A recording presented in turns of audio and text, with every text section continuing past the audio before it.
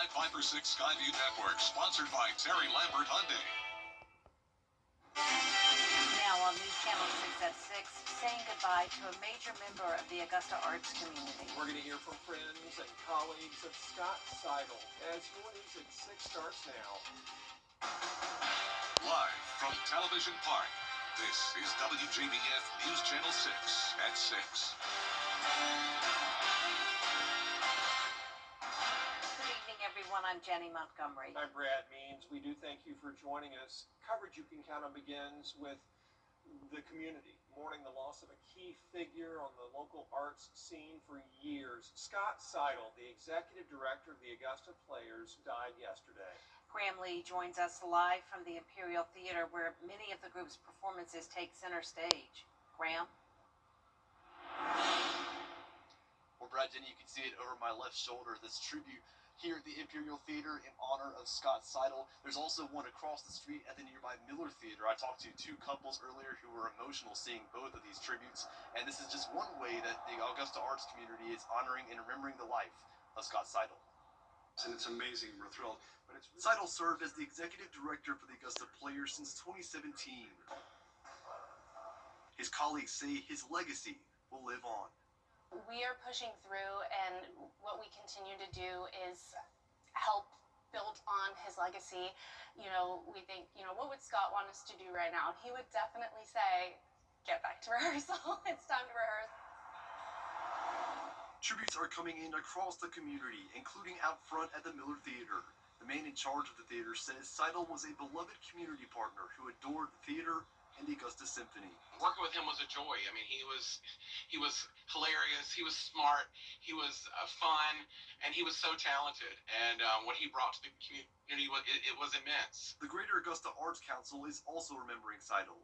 I mean, before the Players moved into their new grand facility, they were upstairs above us in the Sacred Heart Cultural Center, and they just kept us going, the entire staff, but Scott more particularly would always make a point to stop down, and we're going to miss him. We're definitely going to miss him. But DeCarlo says he'll be remembered most as a kind, hardworking person and a man of many talents.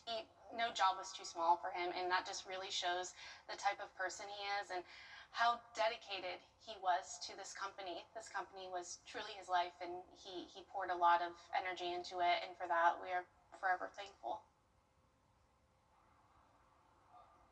So the Augusta Players tell me that while they're also mourning his loss, they're in the middle of planning their How the Grinch Stole Christmas performances. Those shows are set for December 12th through the 14th, and they say that the show will go on, and it's what Seidel would have wanted.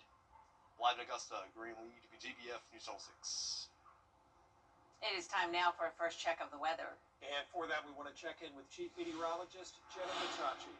And like you can see there with Graham, it is dark outside now. The sun set around 30 minutes ago, but we're still seeing this nice orange hue in the sky on our Terry Lambert Hyundai Skyview cam over at the airport.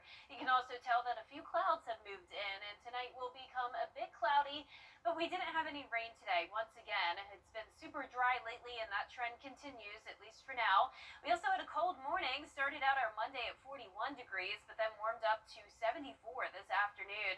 Nearly 10 degrees above average. Now, currently, we're seeing upper 50s to upper 60s, 67 in Evans, 68 in Louisville, but Aiken only at 59 degrees, 62 in Augusta, 66 in Crawfordville, and 68 in Waynesboro. Some clouds are moving in, but no rain across the two-state for now. We still have dry air in place with high pressure to our northeast. That's putting our dew points only in the 40s and even some 30s. So winds are coming out of the southeast, though. We're going to start to see more moisture coming in, but the winds are light, only up to 6 miles per hour. And for the rest of your evening, we're going to see the rest of the CSRA drop into the upper 50s by 8 p.m., 56 by 10, but it's not getting too cold for our Tuesday morning. Low temperatures around 10 degrees warmer than they were today. And then notice our afternoon high all the way up to 80 degrees, followed by that rain chance on Wednesday, and then that comes with the big cool down by Thanksgiving Day.